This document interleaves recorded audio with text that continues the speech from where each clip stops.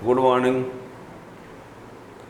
आज आज आप लोगों के लिए हम 5 chapter physics 12th class 5 chapter का कुछ टॉपिक का वीडियो नहीं बना था। वैसे लगभग ज़्यादा से ज़्यादा ही नहीं बना था, है ना। तो 6 चैप्टर का तो पूरा वीडियो हो गया था। 5 चैप्टर तो ज़्यादा से ज़्यादा लोग बच्चों की ये डिमांड थी कि 5 चैप्टर का भी वीडियो बना दिया जाए। तो अब ऐसे हमने अभी फ़िलहाल 5 का इसलिए नहीं बनाया था कि फर्स्ट चैप्टर 5 से मिलता जुलता है ना। लेकिन ये था कि फिर बाद में बना दिया जाएगा, लेकिन बच्चों की ज़्यादा मांग है कि मतलब जब ही एग्जाम में उस चैप्टर से भी क्वेश्चन आएंगे, है ना। तो इसके लिए हमने आज 5 चैप्टर में, तो 5 चैप्टर में चुंबकत्व एवं चुंबकीय पदार्थ उस चैप्टर से है। तो उसमें से सबसे पहले हम आज कूलाम का नियम जो आप लोग विद्युत वाले चैप्टर में पढ़े होंगे, फर्स्ट चैप्टर जो पढ़ चुके होंगे तो विद्युत वाले में कूलाम का नियम था, इसमें भी कूलाम का नियम है ना। और सब कुछ रिवीजन में आप लोग देख सकते हैं, फर्स्ट चैप्टर जैसे ही है। तो यानी आज का जो हम मेन टॉपिक इसमें ले रहे हैं वो कूलाम का नियम है चुंबक के लिए, ठीक है ना। तो चुंबक के लिए कूलाम का नियम, कूलाम का नियम एवं एकांक ध्रुव, कूलाम का नियम एवं एकांक ध्रुव। बच्चों के मन में ये प्रश्न आ जाता है कि सर ये कैसे जानेंगे कि कूलाम का नियम विद्युत लिखना है कि चुंबक वाला। तो ये आप लोगों को बता दें, यदि एकांक ध्रुव रहेगा तो ध्रुव जो होता है वो चुंबक में होता है, और जब एकांक आवेश रहेगा तो आवेश विद्युत में होता है। यही पहचान है कूलाम के नियम के लिए। यदि कूलाम का नियम आता है तो ये उसमें एकांक ध्रुव रहेगा तो चुंबक, और एकांक आवेश तो विद्युत। पर यदि ऐसा नहीं लिखा है किसके लिए है तो आप नहीं जान पाओगे। तब आप एग्जाम में जब कूलाम का नियम लिखिए आ जाएगा तो चाहे विद्युत वाला लिख दो चाहे चुंबक वाला, लेकिन कुछ ना कुछ पहचान रहेगी तभी आप जान पाओगे, नहीं तो आप अपनी मर्जी से कोई सा लिख सकते हो। तो कूलाम का नियम क्या होता है? कूलाम का नियम यहाँ चुंबक के लिए है। तो दो चुंबकीय ध्रुवों के बीच बल लगता है। अब ये कहोगे चुंबक क्या होता है? चुंबक जो चुंबकीय वस्तुओं को अपनी ओर आकर्षित करता है ना। थोड़ा सा हम ओवरव्यू में दे रहे हैं। जैसे ये हो गया, ये इसको हम चुंबक कहेंगे। यदि ये चुंबकीय वस्तु को आकर्षित करता है, चुंबकीय वस्तु है और ये चुंबकीय वस्तु को अपनी ओर आकर्षित कर रहा है, चुंबकीय वस्तु को अपनी ओर, तो ये इसका मतलब ये है कि ये क्या है? चुंबक है। तो चुंबक वह होता है जो चुंबकीय वस्तुओं को अपनी ओर आकर्षित करता है। और इस चुंबक के कुछ स्थानों पर चुंबकत्व का मान अधिक होता है। जैसे यहाँ पर हो गए, यहाँ पर चुंबकत्व का मान अधिक होता है। तो जहाँ पर चुंबकत्व का मान अधिक होता है उनको चुंबकीय ध्रुव कहा जाता है। ये क्या कहलाएगा? ध्रुव। ये भी क्या कहलाएगा? ध्रुव। एक होता है यश ध्रुव, एक होता है यन ध्रुव। चुंबक को स्वतंत्रता पूर्वक लटकाएंगे तो एक उत्तर दिशा में ठहर जाएगा, एक दक्षिण ध्रुव में उत्तर वाले को उत्तरी ध्रुव, दक्षिण दिशा में वाले को दक्षिणी ध्रुव। और इसके ध्रुव सामर्थ्य को ध्रुव सामर्थ्य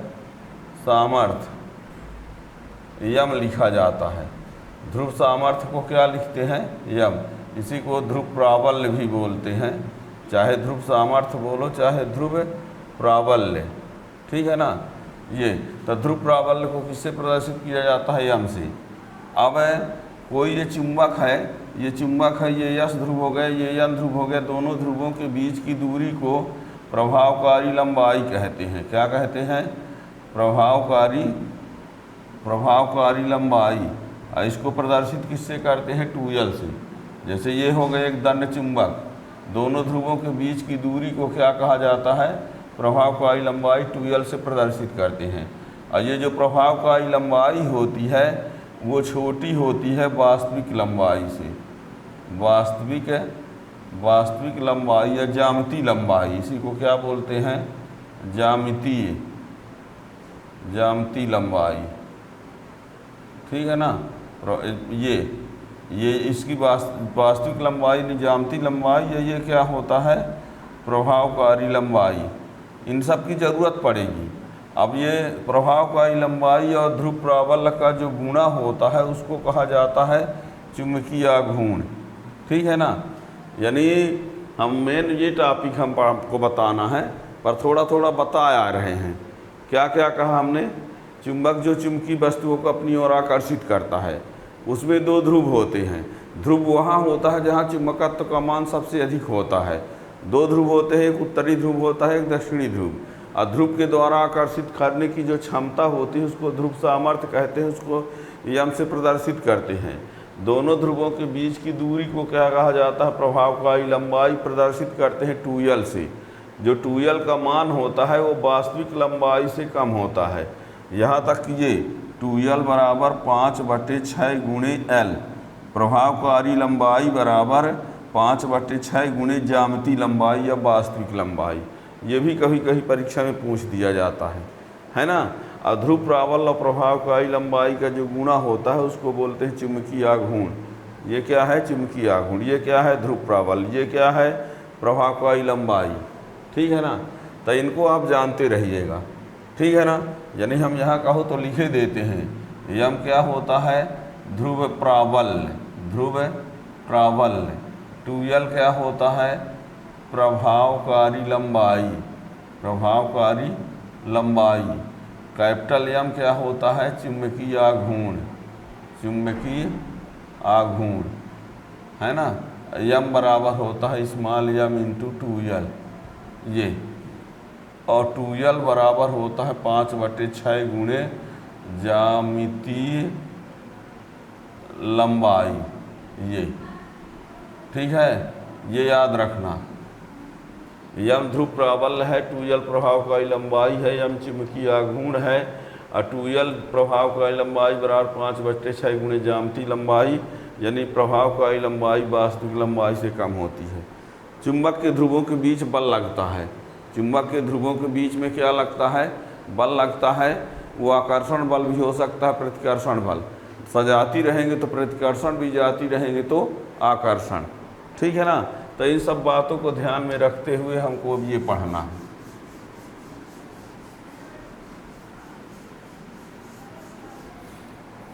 हाँ देखिए, कूलाम का नियम। जैसे मान लीजिए एक चुंबक का ये ध्रुव प्राबल्य हो गया m1, और दूसरे चुंबक के इस ध्रुव का ध्रुव प्राबल्य हो गया m2, है ना। एक चुंबक का एक ध्रुव ये है जिसका ध्रुव प्राबल्य m1 है, और दूसरे चुंबक का एक ध्रुव ये है जिसका ध्रुव प्राबल्य क्या है? m2 है। और ये दोनों के बीच की दूरी क्या है? r। इन दोनों के बीच बल लगेगा। मान लो n है तो कौन सा बल लगेगा? प्रतिकर्षण। यदि n और s है तो कौन सा बल लगेगा? आकर्षण। ठीक है ना। यानी n रहेंगे तो प्रतिकर्षण, n रहेंगे तो आकर्षण। यानी दो ध्रुवों के बीच बल लगेगा, ये कन्फर्म है। तो दो ध्रुवों के बीच जो बल लगेगा वो बल जो होता है इनके ध्रुव प्राबल्यों के गुणनफल के अनुपाती, यानी या प्रोपोर्शनल m1 m2। यानी दो ध्रुवों के बीच, दो चुंबकीय ध्रुवों के बीच लगने वाला आकर्षण या प्रतिकर्षण बल उन दोनों ध्रुवों के ध्रुव प्राबल्यों के गुणनफल के अनुपाती, यानी यह प्रोपोर्शनल m1 m2, और उनके बीच की दूरी के वर्ग के व्युत्क्रमानुपाती, यानी यह प्रोपोर्शनल 1/r²। और इन दोनों को इकट्ठा कर देंगे तो यह प्रोपोर्शनल m1 m2/r²। प्रोपोर्शनल हटाएंगे तो नियतांक लेंगे। यही विद्युत में जब पढ़ते थे तो यह प्रोपोर्शनल q1 q2/r², विद्युत वाले में कूलाम का नियम हैं। ये आप लोग पहले फर्स्ट चैप्टर में पढ़ चुके होंगे, है ना। ये इसको पढ़ने का मतलब है कि ये आप सब पढ़े हो, है ना। पढ़ने वालों के लिए है, क्रम से पढ़ने पर यहाँ पर जब आएंगे तब बात समझ में आएगी, है ना। ये पिक्चर नहीं है, डांस नहीं है, गाना गीत का चैनल नहीं है, ये पढ़ने वाला है। यदि आप क्रम से पढ़ेंगे तभी समझ में आएगा, है ना। गाना गीत का होता तो कहीं भी आप सुन सकते थे, किसी भी गाने को पहले सुन लेते, किसी को बाद में। लेकिन जो फिजिक्स से पढ़ने के लिए है तो उसको क्रम से ही समझना पड़ेगा।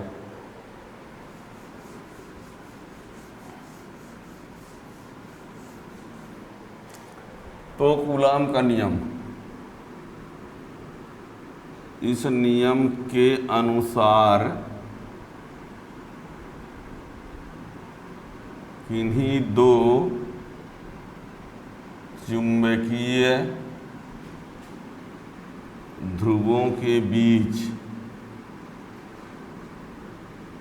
लगने वाला बल, अब चाहे आकर्षण प्रतिकर्षण बल बोलो या ना बोलो, बल लगेगा ही। किन्हीं दो चुंबकीय ध्रुवों के बीच लगने वाला बल उन दोनों ध्रुवों के ध्रुव प्राबल्यों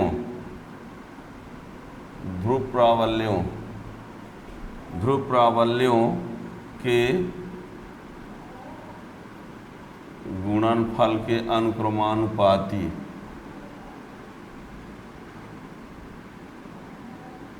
उन दोनों ध्रुवों के ध्रुव प्राबल्यों के गुणनफल के अनुक्रमानुपाती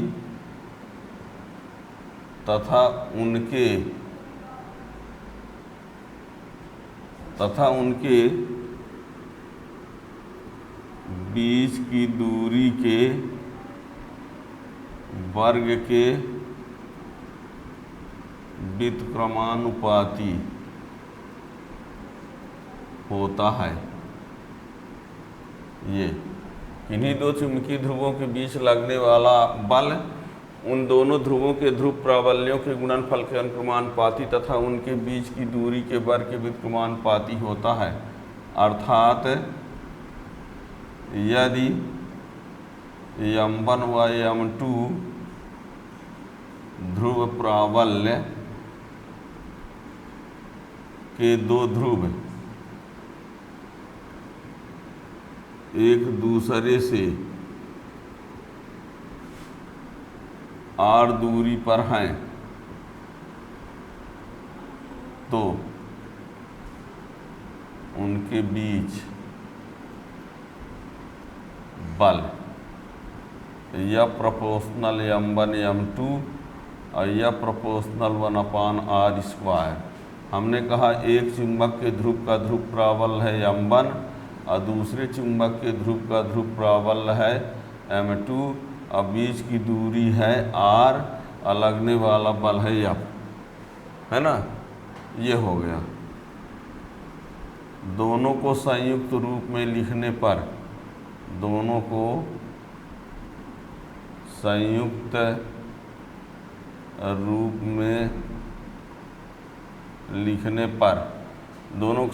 में लिखेंगे तो यह proportional m1 m2 upon r², F equal to k m1 m2 upon r², जहाँ k एक नियतांक है जिसका मान मापन पद्धति तथा माध्यम पर निर्भर होता है। ठीक है। CGS में निर्वात या वायु के लिए k बराबर 1 तो समीकरण 1 से F बराबर m1 m2 अपान r², और ये बल का मात्रक जो है वो डाइन होगा। ठीक है ना। CGS में निर्वात वायु के लिए k बराबर 1 तो समीकरण 1 से ये हो जाएगा ये इतना। ठीक है। SI पद्धति में निर्वात या वायु के लिए k बराबर μ0/4π, जहाँ μ0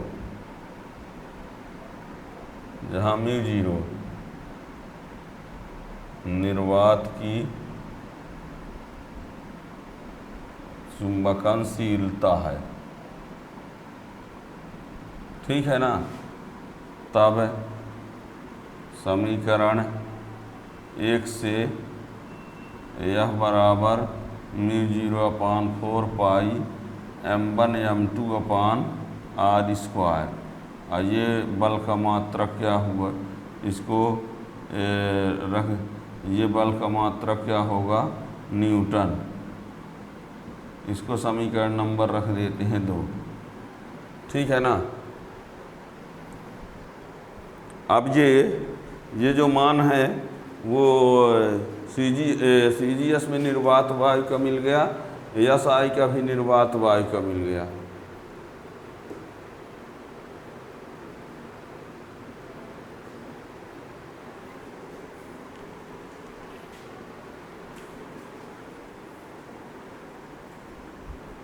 अब यहाँ पर यदि यहाँ पर हम क्या करना चाहें, जैसे SI में निर्वात वायु, CGS में भी निर्वात वायु, पर यदि अन्य माध्यम हो, अन्य माध्यम में तो F बराबर μr m1 m2/r², ये डाइन CGS, और F = μ0/4 पाई और यहाँ μr और m1 m2/r², ये न्यूटन, ये SI में, ये SI, ठीक है ना। क्या है, यानी सीधे सीधे ये समझ लो कि जब CGS अन्य माध्यम में लेंगे तो यहाँ μr आ जाएगा, यहाँ भी μr आ गया, ठीक है ना। जहाँ μr को क्या कहते हैं, आपेक्षिक चुंबकनशीलता, μr आपेक्षिक चुंबकनशीलता, μr क्या है, आपेक्षिक चुंबकनशीलता है, ठीक है ना।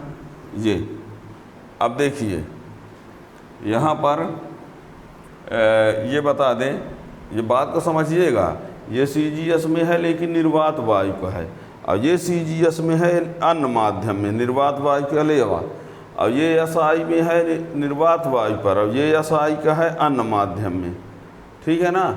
मेन फार्मूला SI का ये है, ठीक है ना। किंतु μ0/4 पाई = 10⁻⁻⁷, μ0/4 पाई का मान होता है इतना 10⁻⁷ Nm/m²। इसलिए इस मान को हम यहाँ रखें यदि तो क्या हो जाएगा, F बराबर 10⁻⁷ m1 m2/r², ये ठीक है, ये समीकरण नंबर 3। अब यदि यहाँ से हम एकांक ध्रुव की बात करें, किसकी बात करें, एकांक ध्रुव। एकांक ध्रुव के लिए क्या करना पड़ेगा, देखिए, माना m1 बराबर m2 बराबर m लेना पड़ेगा, r बराबर 1 मीटर लेना पड़ेगा, F बराबर 10⁻⁷ न्यूटन, ठीक है। क्या करें यहाँ पर देखिएगा, एकांक ध्रुव को लाने के लिए हम क्या करते हैं, मान लेते हैं m1 बराबर m2 बराबर m और r बराबर 1 मीटर, F बराबर 10⁻⁷। तो समीकरण 3 से क्या हो जाएगा, 10⁻⁷ बराबर 10⁻⁷ गुणे m/1, तो ये कैंसिल हो जाएगा, तो 1 बराबर m², तो m बराबर वर्गमूल धन ऋण दोनों में होता है, वर्गमूल धन ऋण दोनों में होता है। अब बताओ, m का मान धन 1 लेंगे, यहाँ पर ये बता दें, धन का मतलब है n ध्रुव और ऋण का मतलब है s ध्रुव। धन आएगा तो मान लो n, और ऋण लेंगे तो s। तो यदि आप m का मान धन में लेंगे, सुनिएगा, m का मान यदि धन में लिए तो ये भी m, ये भी m। क्या कहा हमने, यदि m का मान धन में लेंगे तो m1 धन होगा, m2 धन होगा, और धन मीन्स n, तो इसका मतलब दोनों सजाती होंगे। और यदि m का मान ऋण 1 लेते हैं, तो ऋण लेते हैं मीन्स s, तो ये भी यस और ये भी यस, तो इसके बीच बल कौन लगेगा? प्रतिकर्षण। यानी दोनों ध्रुव कैसे हैं? सजाती हैं। दोनों ध्रुव कैसे हैं? सजाती हैं। कितनी दूरी पर हैं? 1 मीटर पर। बल कितना है? 10⁻⁻7। 4 शर्तें हैं। क्या क्या? दोनों सजाती ध्रुव हो, बीच की दूरी 1 हो, लगने वाला बल 10⁻⁻7 हो और माध्यम निर्वात वायु। ये फार्मूला जो रखा है हमने निर्वात वायु माध्यम का है। कौन सा वाला है? ये वाला, ठीक है ना। तो यहाँ पर क्या हम कहना चाहेंगे कि ये 2 सजाती ध्रुव, 2 सजाती ध्रुव निर्वात वायु माध्यम में हो, 1 मीटर की दूरी पर हो और उनके बीच लगने वाला बल 10⁻⁻7 न्यूटन हो, तो उन दोनों ध्रुवों को एकांक ध्रुव कहेंगे। क्या कहा हमने? यम का मान 1 कब आया है? जब दोनों का सजाती लिया, बीच की दूरी 1 लिया, लगने वाला बल 10⁻⁻7 लिया। अब फार्मूला ये लिया जो निर्वात वायु माध्यम में है। यदि हम इन चारों कंडीशन को फॉलो करते हैं तब जाके यम का मान कितना आता है? 1 आता है। अब वो 4 कंडीशन कौन कौन? दोनों ध्रुव सजाती, बीच की दूरी 1 मीटर, लगने वाला बल 10⁻⁻7 न्यूटन और माध्यम निर्वात वायु, ठीक है। तो अब सब मिला के जो परिभाषा लिखेंगे वो क्या कहेंगे? यही 2 सजाती ध्रुव, यही 2 सजातीय ध्रुव निर्वात या वायु माध्यम में 1 मीटर की दूरी पर स्थित होने से एक दूसरे को 10⁻⁻7 न्यूटन बल से प्रतिकर्षित करते हैं, तो उन ध्रुवों को एकांक ध्रुव कहा जाता है, ठीक है ना। यानी एकांक ध्रुव वे सजाती ध्रुव होते हैं, एकांक ध्रुव वे सजाती ध्रुव होते हैं जो निर्वात या वायु माध्यम में 1 मीटर की दूरी पर स्थित होने से एक दूसरे को 10⁻⁻7 न्यूटन बल से प्रतिकर्षित करते हैं। इतनी शर्त लगाए तभी ना यम का मान 1 आया है, ठीक है ना। और ये +1 मतलब यन और माइनस जो हम कह रहे हैं, ठीक है ना। तो अंत में हम उसकी परिभाषा लिखे देते हैं।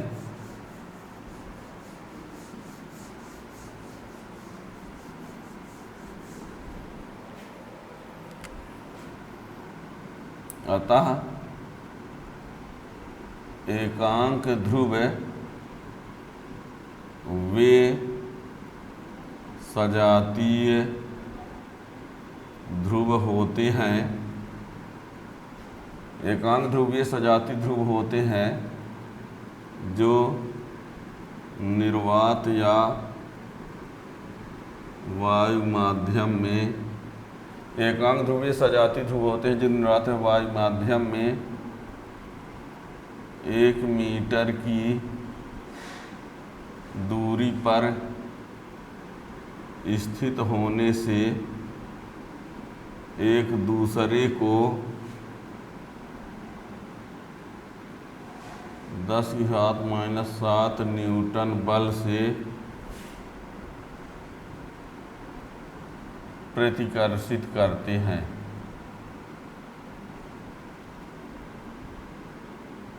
ठीक है।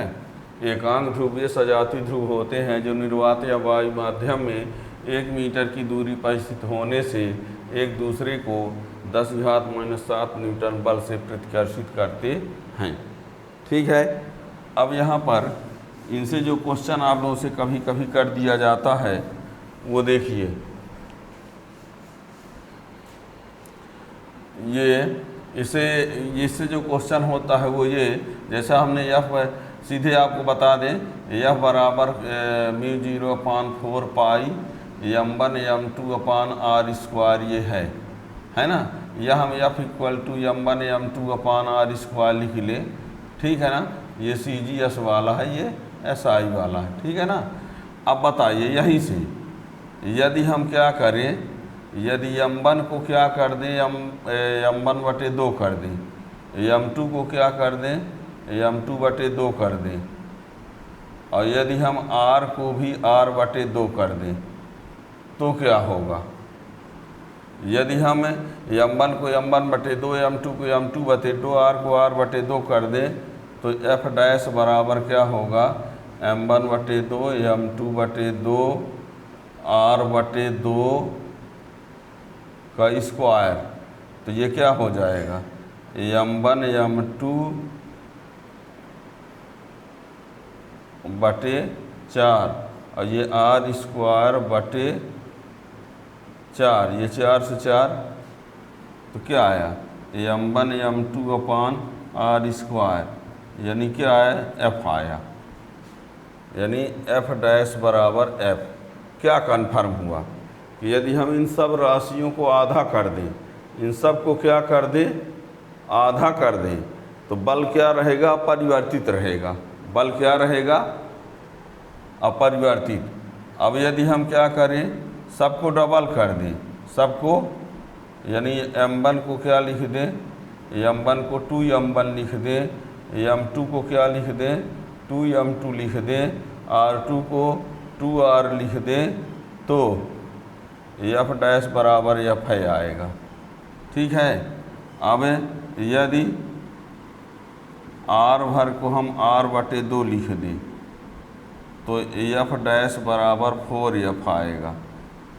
यदि हम r को आधा करेंगे तो बल 4 गुना होगा, और यदि यदि r को हम क्या करें, 2r कर दें r को, तो f डैश बराबर f बटे 4। ध्यान देना, यहाँ क्या कहा, सबको आधा कर देंगे तो बल वही रहेगा, सबको 2 गुना कर देंगे, सबको 2 गुना कर देंगे तो बल वही रहेगा। यही दूरी भर को आधा करेंगे तो बल 4 गुना हो जाएगा, यही दूरी को 2 गुना करेंगे तो बल क्या होगा, चौथाई हो जाएगा। तो इस प्रकार से क्वेश्चन आप लोगों से पूछे जा सकते हैं। ठीक है ना। तो ये आप लोगों को स्टार्ट से पढ़े होंगे तो समझ में आ गया होगा, है ना। दो ध्रुवों के बीच लगने वाला आकर्षण या प्रतिकर्षण बल या सिर्फ बल, ध्रुव प्राबल्यों के गुणनफल के अनुक्रमानुपाती, बीच की दूरी के वर्ग के व्युत्क्रमानुपाती, है ना। और उनको सब इकट्ठा किया गया, सब कुछ यहाँ तक हमने बता दिया। ठीक है, एकांक ध्रुव भी हो गया। अब आगे का जो टॉपिक हम बताएंगे अभी से जान लो, अक्षीय स्थिति और निरक्षीय स्थिति। दंड चुंबक की अक्षीय स्थिति में तीव्रता, निरक्षीय स्थिति में तीव्रता, है ना। तो चैनल को सब्सक्राइब कर लेंगे तो जब भी उसका वीडियो आएगा तो उसका नोटिफिकेशन मिल जाएगा। Thank you.